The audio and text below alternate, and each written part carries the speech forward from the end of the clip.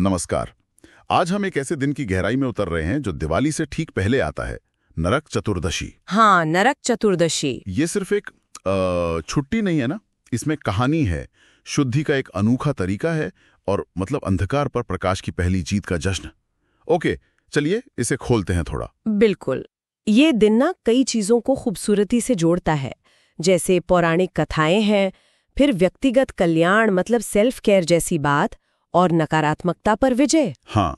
और हमारे जो स्रोत हैं वो नरकासुर की कहानी बताते हैं और इससे जुड़े जो महत्वपूर्ण अनुष्ठान हैं उनके बारे में भी। तो सबसे पहले वो कहानी जिसने इस दिन को नाम दिया, नरकासुर।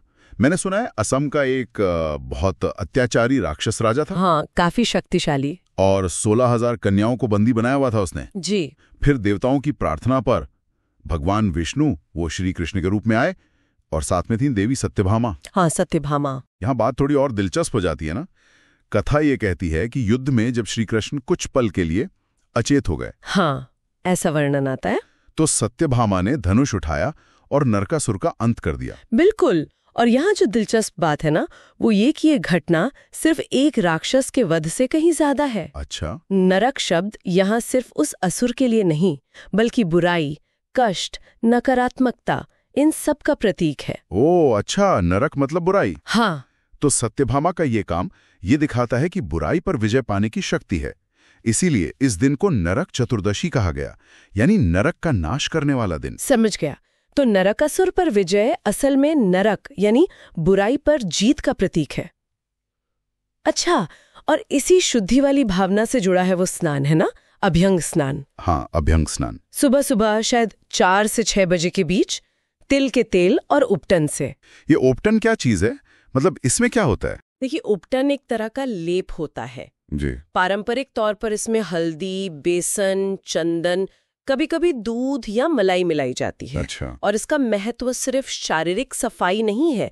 ये जो अभ्यंग स्नान है ना, ये बाहरी मैल हटाने के साथ साथ मन और आत्मा की शुद्धि का भी प्रतीक है। अंदरूनी शुद्धि। हाँ, जैसे हम अपने अंदर के नरक यानी दुख, कष्ट, नकारात्मक विचार, इनसे मुक्ति पा रहे हो और अपनी असल सुंदरता, अपनी पवित्रता को फिर से पा रहे हो। एक मान्यता ये भी जुड़ी है कि भाई इस दिन स्नान ना करने वाला व्यक्ति अगले जन्म में रोगी हो सकता है। खैर, ये तो मान्यता है। हाँ, मान्यताएं तो होती हैं। विधि में तो यही है कि पहले तेल लगाएं, फिर उपटन मल लें और स्नान से पहले 4 दीपक जलाने की भी बात आती है कुछ जगह। फिर स्नान के बाद नए वस्त्र पहनकर यमराज का ध्यान करें। अच्छा, यमराज का ध्यान, ये भी एक पहलू है और इसे छोटी दिवाली भी कहते हैं लोग। हाँ, बिल्कुल। क्यों?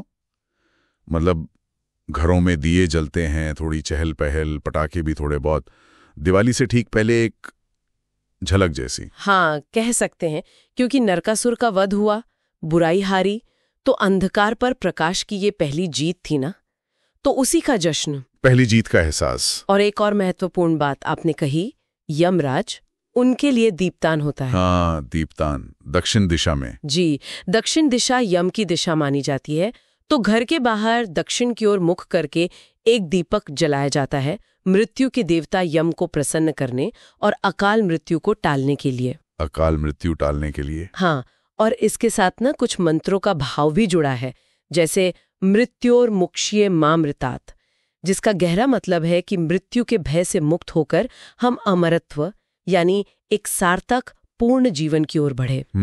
ये सिर्फ डर हटाना नहीं बल्कि जीवन को स्वीकारना है। बिल्कुल, जीवन की क्षण भंगुरता को समझते हुए प्रकाश की ओर, सार्थकता की ओर बढ़ना। तो अगर हम सब कुछ समेटें, नरक चतुर्दशी हमें सत्यभामा की विजय की कहानी सुनाती है, बुराई पर जीत। हाँ। फिर अभ्यंग स्नान के जरिए तन और मन की शुद्धि का रास्ता दिखाती है। सही। और यम दीपदान के साथ जीवन के प्रति सम्मान और सजगता सिखाती है।